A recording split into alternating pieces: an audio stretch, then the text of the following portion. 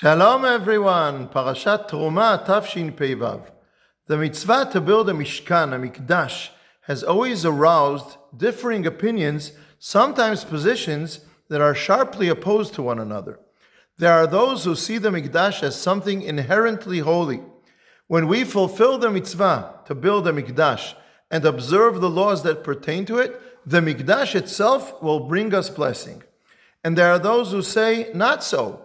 Holiness lies in behavior. The Torah and the Nevi'im, the prophets, teach us that the positive influence of the Mikdash is realized when it leads us to act with kindness, to pursue peace in our relationships with one another. That is what truly matters, not the Mikdash itself.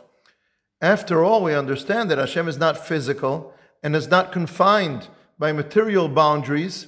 So the Mikdash is meant to teach us and influence us, and it's not its very existence that is the main thing. So what do I say about these positions? I would say that there is an element of truth in each of them, but when either side stands alone, it distorts the mitzvah of making a Mikdash. The view that mere physical existence, the mere physical existence of the Mikdash is not what truly matters, contains truth. Because if one observes only the external material dimension without attending to the moral and spiritual content of the Mikdash, then the essence, the soul of the mitzvah is missing. On the other hand, we are human beings, physical creatures. We are not spiritual souls, just drifting in spiritual air.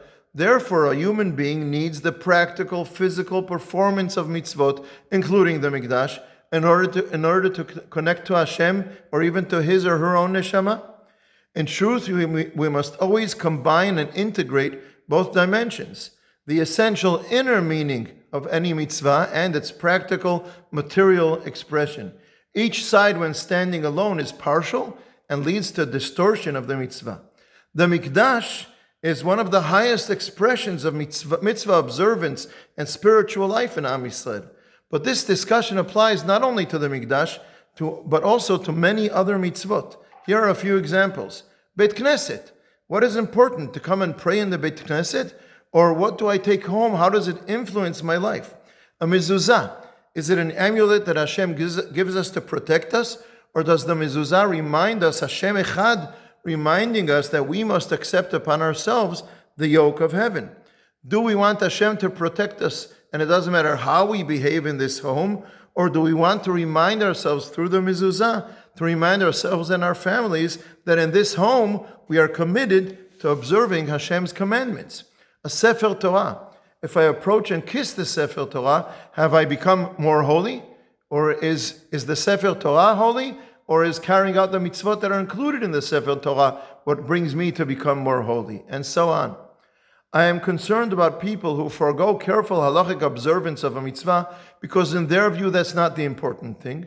And I'm also concerned about people who invest great energy in strict attention to the halachic framework, or even for something that's not exactly halachic or might not even be important, while missing the central point of the mitzvah.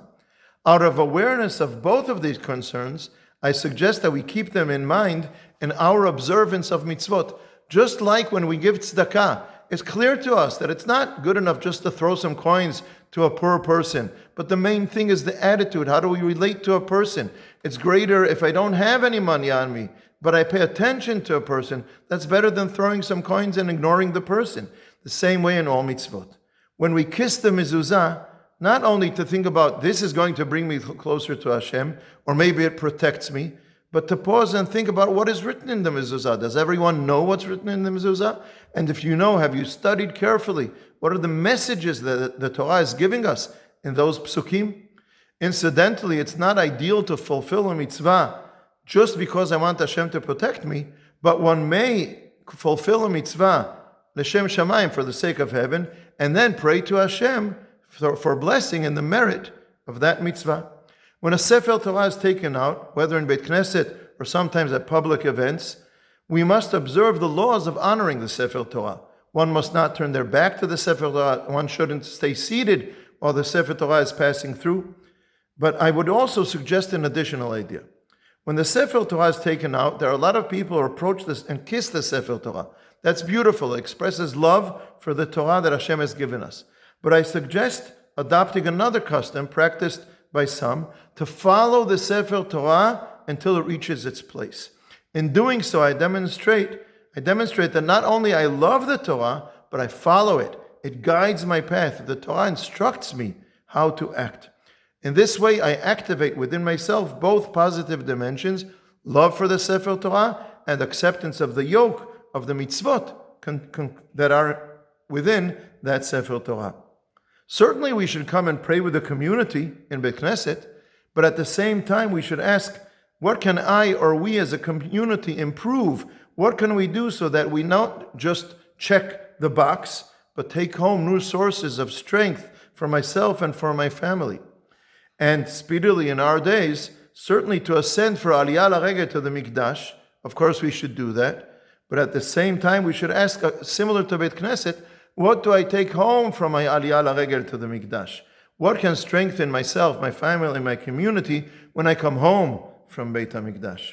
Does our conduct between one person and another sustain the Mikdash, or chas v'shalom, endanger its existence? One who warns only against one mistake and not the other may have positive intention, but in practice may end up reinforcing a distortion in relation to that mitzvah. The more that we care for both dimensions in a complete and balanced way, the more the mitzvah will operate for good within Am Yisrael. Shabbat Shalom.